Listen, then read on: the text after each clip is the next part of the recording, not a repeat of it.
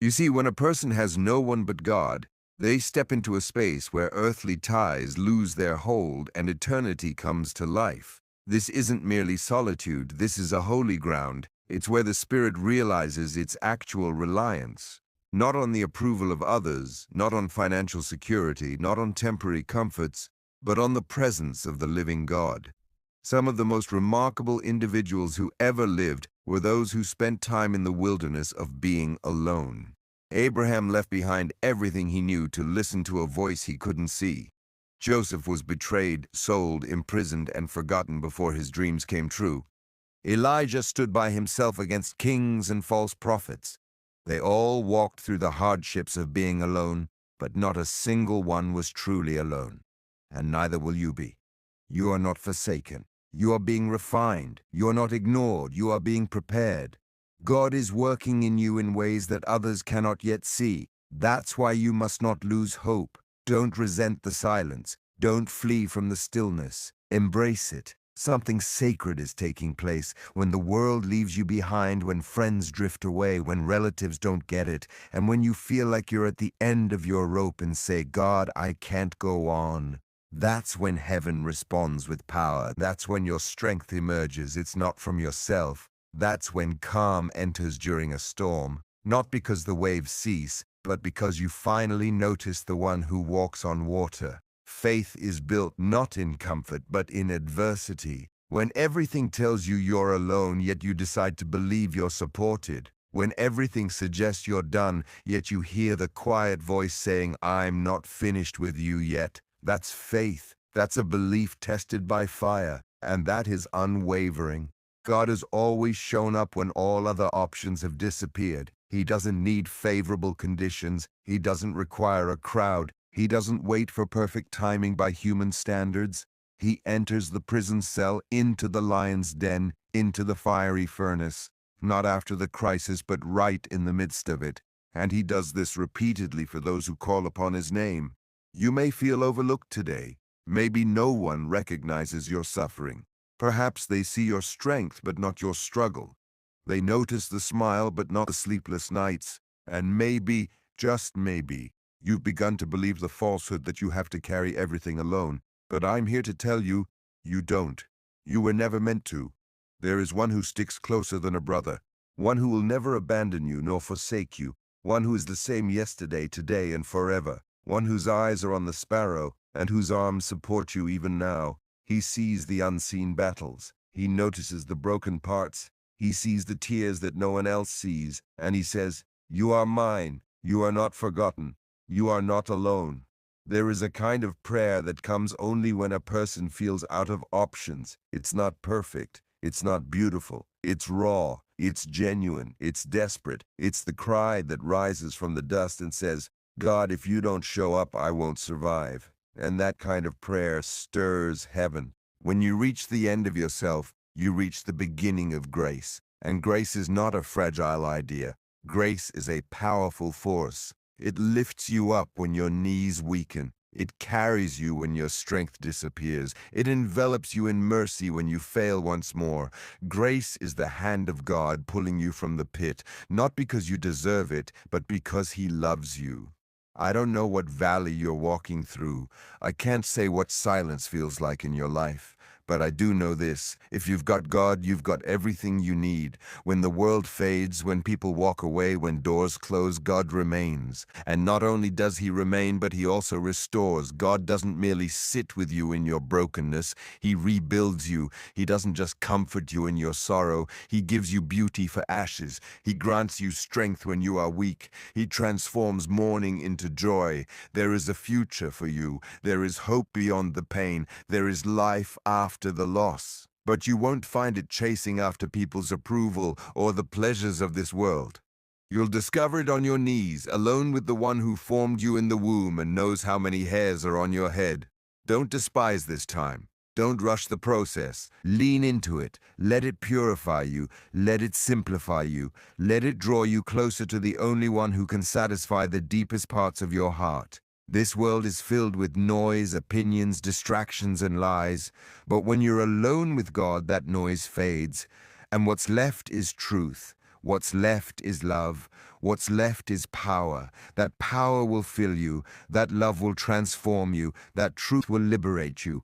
There will come a day when you look back on this time, not with bitterness, but with gratitude. You'll say, it was in that lonely space that I learned to listen. It was in that dark valley that I found the light. It was when I had no one else that I realized God was all I ever needed. And as you rise from this place, you'll carry something unshakable. You will possess a testimony forged in fire. You will speak with authority, not because you read it in a book, but because you lived it deeply. You will carry peace into turbulent rooms. You will bring hope to hurting souls. And when they ask, how did you make it through? You'll reply, I had no one but God, and that was enough. You are not disqualified. You are not too far gone. You are not beyond restoration. In fact, you are exactly where you need to be for a miracle to unfold. When a person has no one but God, they are ready to be used by Him. They no longer lean on fragile support systems. They're no longer paralyzed by applause. They no longer chase after what can never satisfy them. They stand firm on the rock. And that kind of person cannot be shaken. This is not the conclusion of your story. This is the chapter that transforms everything. Stay faithful, stay humble, stay open. God is not finished. He is crafting something beautiful. Even if right now all you see are broken lines, trust the author. He completes what he starts. When a person finds themselves in the depths of being alone, it can be easy to feel as though they've been abandoned by the world. The silence of an empty space, the lack of voices, and the absence of human presence can be overwhelming. In those moments, loneliness can seem like a curse, a painful reminder of what has been lost, or of the relationships that have faded. But what if this very solitude is not a curse at all? What if it's the sacred space where God works most powerfully in a person's life? The truth is, solitude is often where transformation occurs, where a person can hear the voice of God most clearly, and where their soul can be shaped for something greater. It is in the silence, in those times of being alone, that one can strip away the distractions of the world. The hustle and bustle of life often drown out the gentle whisper of God. In the noise of daily living, we face a barrage of opinions, expectations, and relentless demands. But when a person is alone without the pressure of pleasing others or responding to the constant clamor, it's easier to listen, to reflect, and to be still in the presence of God. In solitude, one is invited into a deeper relationship with the Creator. There is no one else to impress, no one else to respond to, just the genuine connection between the soul and the Almighty. This is the place where God can begin the work of personal change. The distractions that once clouded the mind fade away, and one begins to see more clearly. Solitude allows a person to confront the deepest parts of their heart, the aspects that are often hidden from the world and even from themselves. In the silence, we can observe our weaknesses, fears, doubts, and insecurities. But this is not a reason to despair. It is a chance for growth. For it is in these moments that God can meet us right where we are, not in spite of our weaknesses, but because of them. God doesn't call the perfect. He invites the broken, the tired, the ones who have nowhere else to go. And in the quiet, He begins to mold us into who we were always meant to be. Furthermore, solitude isn't only a space for self-reflection, it is also a place of revelation. It is in the stillness that we can hear God's voice more clearly than before. His words can penetrate the noise of our lives and fill our hearts with truth, wisdom, and guidance. When distractions fade, God's voice becomes the loudest sound in our lives. It is in solitude that we can genuinely surrender our plans, ambitions, and desires to Him. We cease trying to manage every part of our lives and instead open ourselves to His guidance. In that moment of surrender, transformation begins. In solitude, we are not abandoned, we are being prepared. God uses this time to refine us, to educate us, and to strengthen us for what lies ahead. While it may feel uncomfortable or even painful, it is in these periods of isolation that we become who we were always meant to be. God works through our solitude to draw us closer to Himself and help us become more like Him. Solitude is not a space of emptiness. It is a space where the fullness of God's presence can renew us, fill us, and change us from the inside out. Throughout history, many great individuals were not propelled into greatness by fame, wealth, or praise, but by times of solitude and struggle. It is in the wilderness, far from the spotlight, that God often does his most profound work in a person's life. When Moses fled to the wilderness, when David tended sheep, when Jesus withdrew to the desert, they were not being abandoned, they were being readied. The wilderness is not the conclusion of the story, it is often the place where God starts to shape us for what's next. The wilderness, by its nature, is a zone of isolation and struggle. It is a space where the comforts of the world are stripped away, leaving a person with only what truly matters. In the wilderness, there are no distractions, no applause, and no outside validation, just a person and their maker. And it is in this quiet, challenging environment that God works in ways we cannot always comprehend in the moment. There is a deep transformation that occurs in the wilderness, one that equips a person not just for success, but for a life of purpose. Think about Moses. Before he could lead a nation, he spent 40 years in the wilderness, an exile, a fugitive escaping his past errors. But in the wilderness, he learned humility, patience, and reliance on God. He encountered God's voice in a burning bush, and it was in that moment he realized his life was part of something much larger than himself. Had he remained in Egypt, surrounded by power and influence, he might never have learned the lessons the wilderness taught him. The wilderness was not a punishment for Moses. It was the place where God readied him for a divine purpose that would alter the course of history. David was also anointed to be king, yet he didn't immediately take the throne. Instead, he spent years fleeing King Saul, hiding in caves and living in fear. It was during these wilderness years that David grew in strength, character, and trust in God. He learned to lead not through military might, but through humility and trust in the Lord. He wrote many of the Psalms during this time, heartfelt expressions of emotion, faith, and closeness to God. Had he arrived at the throne without those early years, he may not have been equipped to lead with the wisdom and grace that characterized his reign. The wilderness is not just a physical location, it's often a spiritual state that many of us encounter in our lives. There are times when we find ourselves facing hardship, loss, or change. During these times, it can feel like we are far from God's presence, distant from his purpose for our lives.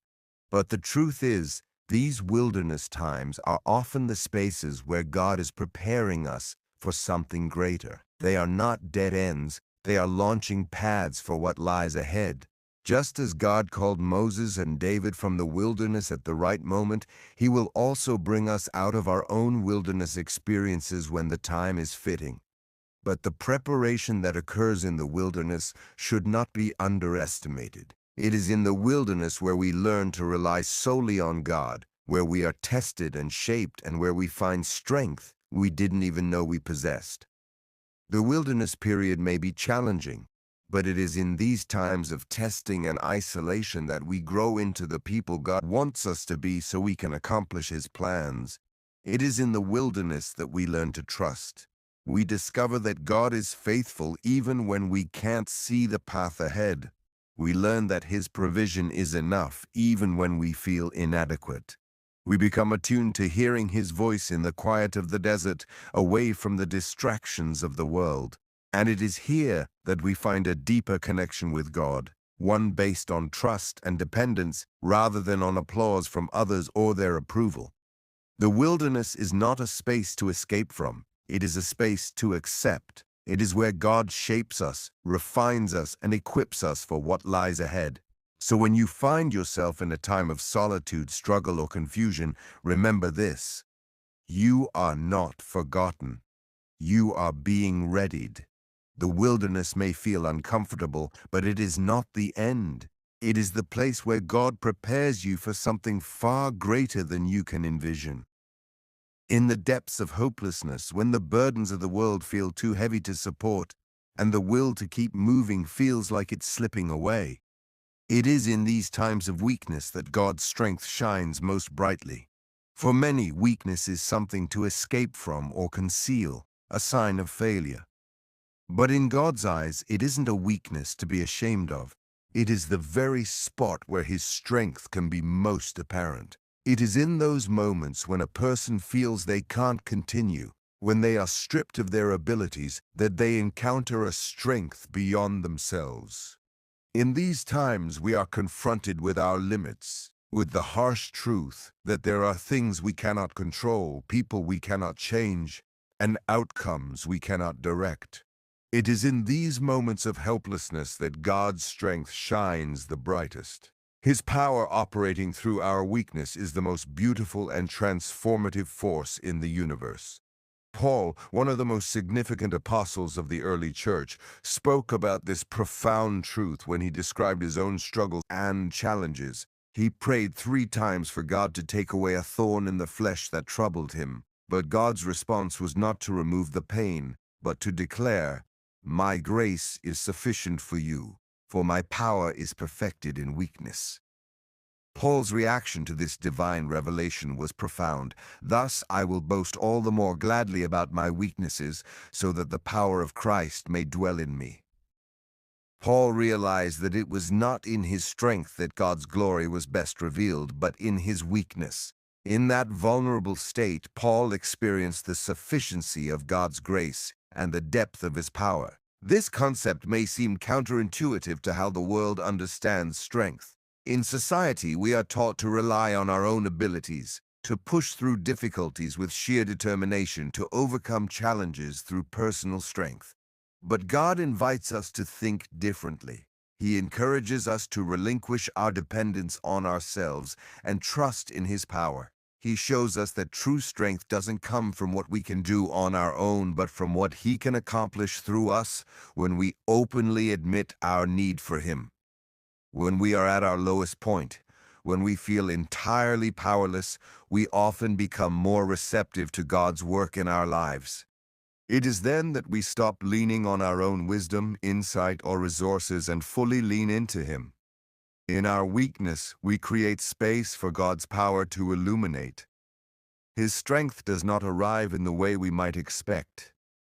It isn't a human kind of strength measured by physical ability or self-sufficiency. It is divine strength, a gentle yet unyielding power. A force that gives us the bravery to stand when we feel like collapsing, the wisdom to make decisions when we feel lost, and the calm to endure when we are overwhelmed. God's strength does not dismiss our weaknesses. It becomes perfect through them. It is as if God takes our frailty and through His grace transforms it into something beautiful, something powerful. In moments of despair, when we feel shattered and exhausted, God meets us with the power to rise again. His strength upholds us when we cannot uphold ourselves. His strength carries us when our legs tremble. His strength raises us when we feel too worn out to go on. The beauty of this divine strength is that it transforms us. We emerge from trials, from periods of weakness, stronger than before, not because we did it through our strength, but because we allowed God to work through us. When we recognize our dependence on Him, we open ourselves to His transforming power. We come out of weakness, changed, molded, and empowered by God Himself. The reality is, God's strength is not granted to us when we lack weakness, but in the middle of it. It is when we are weak that we are most capable of experiencing His strength in its purest form. When we believe we have nothing left, that is when He can fill us with everything we require. In that moment of divine exchange, we understand that the very thing we feared would defeat us, the trial, the struggle, the weakness, becomes the place where we encounter the fullness of God's power and grace. So if you find yourself in a time of weakness, do not lose hope. Do not believe the lie that you are not enough or that you are failing.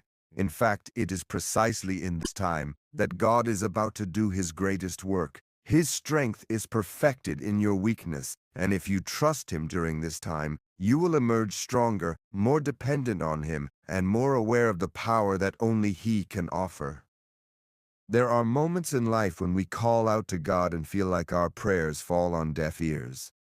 In these times of quiet, It can be hard to see beyond the stillness and sense God's presence. It's easy to fall into the belief that God has left us, or that he is somehow distant, uninvolved, or uninterested in our struggles. But the truth is that God's silence is not proof of his absence. In fact, it is often in these peaceful moments that God is working more powerfully than we can understand. We live in a world that values immediate answers and quick solutions. We are used to quick results, whether in our jobs, relationships, or even our technology. But God's methods are different from ours, and his timing isn't dictated by the pressures of the world around us. Sometimes the silence we experience from God isn't a retreat, but rather a moment of divine waiting, a period where God allows us to grow, to trust, and to prepare for what is to come. Throughout the Bible, many examples exist of God's silence during crucial times in his people's journeys. The Israelites waited in Egypt for hundreds of years, crying out for freedom, yet God didn't immediately intervene. There were times in the wilderness when they wondered if God had forgotten them as they faced hunger, thirst, and overwhelming fear. Yet God was with them all along, orchestrating their liberation in his timing. His silence was not signs of abandonment, but rather preparation, as he was molding them for the promised land. Even Jesus, the Son of God, faced his Father's silence. In the Garden of Gethsemane, while he prayed in deep grief, Jesus cried out, my God, why have you forsaken me?" In his moment of deepest anguish, it appeared as if God had turned away. Yet in that silence, God was not absent. He was fulfilling his ultimate plan for redemption through Jesus' suffering. God's silence on the cross did not indicate abandonment, but rather the unfolding of his perfect will for salvation. God's silence serves as a powerful reminder that we are not in charge. In our human nature, we often crave immediate answers, quick fixes, and a clear route forward. But God's silence teaches us patience, faith, and trust in his timing. It is in the waiting, in moments when we feel like nothing is happening, that God often does his most substantial work. He is preparing us and aligning our hearts with his purpose. In the silence, God cultivates deeper faith and greater dependence on his plan, which is always far more significant than anything we could orchestrate on our own. Silence is also a test of our faith. When God is quiet, we face a choice. Will we continue to trust in his goodness even when we don't hear his voice? Will we remain steadfast when it feels like he is distant? This is a pivotal moment in our spiritual growth. God's silence calls us to trust in what we know about his character, not just what we can see or hear.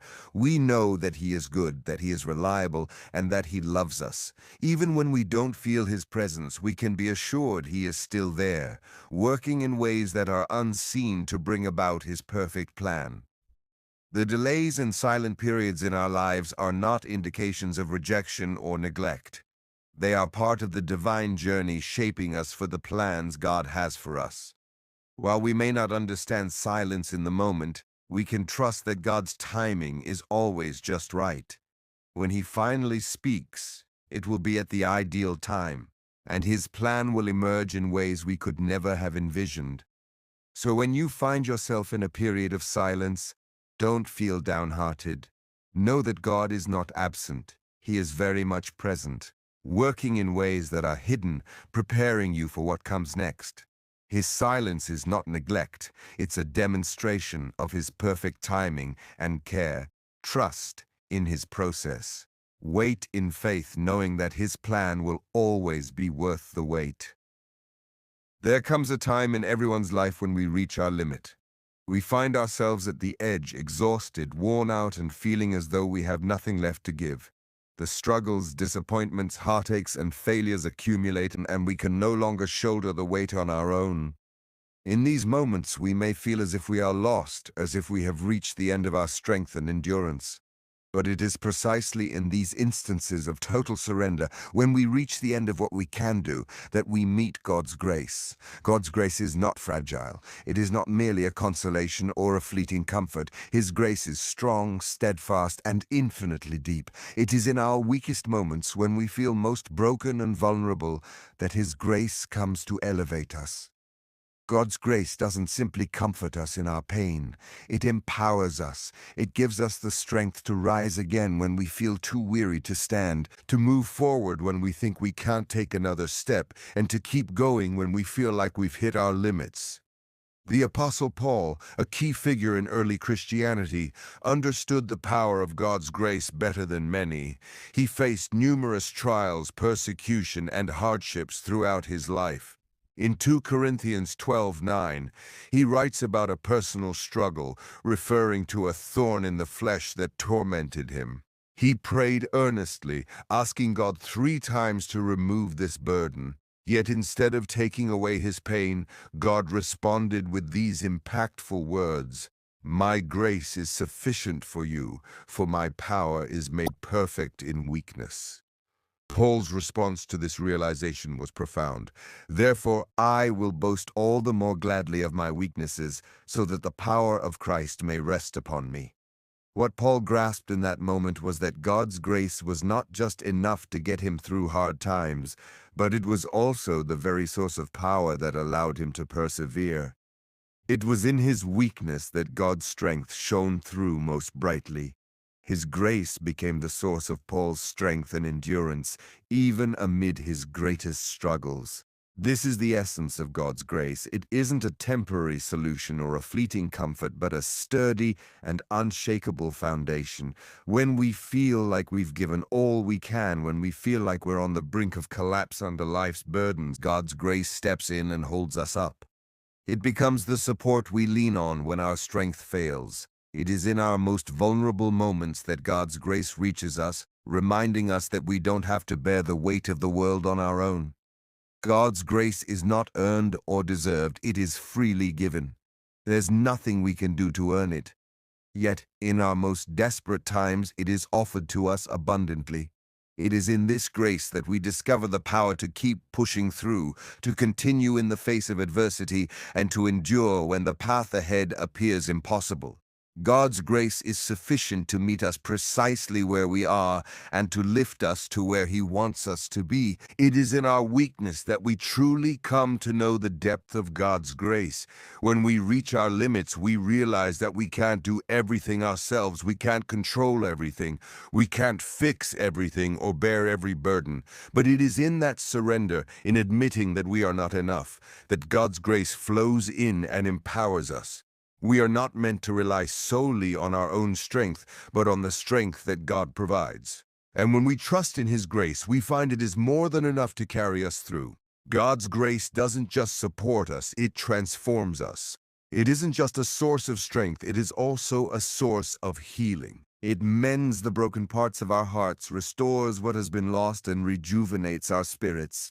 It is in grace that we find the courage to forgive, the resilience to hope again, and the peace that transcends understanding. There may be times when we feel utterly drained, when we seem to have nothing left, but even in those moments, God's grace is never spent. It is infinite. It is sufficient for every trial, every challenge, and every heartache. When we come to the end of ourselves, it is in that realization that we can fully experience the power and sufficiency of God's grace. And in that grace, we find the strength to rise again, to continue on, and to pursue His purpose for our lives. So when you feel weak, when you believe you cannot go on, remember this. God's grace is enough. It is powerful. It is sustaining, and it will never run dry. You are never alone, and His grace will always be sufficient to carry you through. In the darkest times of life, when loneliness and hardship press down on our hearts, it's easy to feel lost or forgotten. The way ahead might seem unclear, and the burdens we carry can feel overwhelming.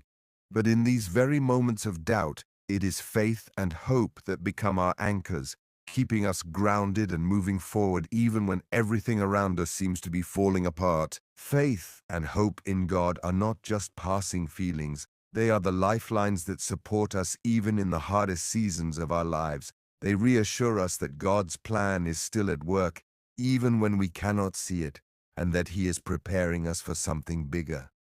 Faith is the foundation on which we build our trust in God. It is the belief that even when things look grim, God is still good and his promises hold true. Faith doesn't require us to have all the answers or to see the entire plan. In fact, often it means stepping forward in trust even when we are uncertain about what lies ahead. Faith is the choice to hold on to God's character even when the way isn't clear. It is the assurance that even though storms may rage, God is still in control and his purpose for our lives remains unchanged. Hope is the product of that faith. Hope is what drives us when all we have is a glimpse of God's promises, a whisper of the good he has in store for us. It is the confidence that regardless of how difficult things may be, we are not alone. Hope gives us the strength to endure, to keep moving forward, and to cling to the belief that our current circumstances do not dictate our future. Hope reassures us that there is more ahead, that God's ultimate plan for our lives is greater than any moment of suffering or difficulty. The Bible reminds us of the power of faith and hope in Romans 8:24-25. For in this hope we were saved. Now hope that is seen is not hope, for who hopes for what he sees? But if we hope for what we do not see, we wait for it with patience. This passage beautifully captures what it means to have faith and hope in God. We do not always have the full picture, but we trust in his promise that he is working behind the scenes. It is this hope that helps us navigate the tough times in our lives, knowing that God has a plan even if we don't quite understand it yet. When we place our trust in God and hold on to hope, we are not only sustained through our struggles, we are also being prepared for the greater purpose he has for us. Challenges and difficulties are not random. They are the refining process that shapes us into the people God wants us to be for the next chapter of our journey. The trials we face have a purpose. Even when we cannot see it right away, they ready us to rise again, stronger and better suited to fulfill God's calling. Consider the story of Joseph. His life was filled with betrayal, neglect, and toil. Sold into slavery by his brothers, unjustly imprisoned and left alone in dark times, Joseph had every reason to lose hope. Yet through it all, Joseph maintained his faith in God. He believed that God had a plan for his life. In the end, despite everything falling apart, Joseph rose to a position of great influence where he could save many lives during famine. His faith and hope in God, even amid suffering, not only upheld him but also prepared him to fulfill his divine purpose. The same goes for the Apostle Paul, who endured persecution, imprisonment, and relentless hardships, yet continued on in faith, always holding on to hope in God's promises despite his pain. He understood that the trials he faced were not pointless. In Romans 5:3-4, Paul writes, "Not only that, but we rejoice in our sufferings, knowing that suffering produces endurance, and endurance produces character, and character produces hope." This is a powerful reminder that every hardship is an opportunity for growth. Our faith and hope become stronger through adversity, making us more resilient, compassionate, and capable of living out the purpose God has for us. When we hang on to faith and hope, we are being readied for the future. The challenges we confront today may seem like setbacks, but they are, in fact, the very experiences shaping us for the greater purpose God has for us. Our struggles do not define us. They mold us. They teach us perseverance, humility, and trust. They refine our character and enhance our ability to love and serve others. Throughout our lives, we can find comfort in knowing that God is using every moment, every hardship, every trial, and every joy to prepare us for the unique purpose He has planned for us. Faith and hope are the tools that guide us through life's journey, even when the path is unclear. They remind us that God is with us, that He is working everything out for our good, and that His timing is flawless. We might not always understand why we face difficulties, but we can trust that God is leading us towards something greater. So during those moments when you feel isolated, when life feels too heavy to bear, hold fast to faith and hope, trusting that God is at work behind the scenes. Even when you cannot see it, keep moving forward, knowing that He is preparing you for a greater purpose, a purpose that will be revealed in His perfect timing. And when the moment arrives for you to rise again, you will find that you are stronger, wiser and more equipped to fulfill the calling God has placed on your life.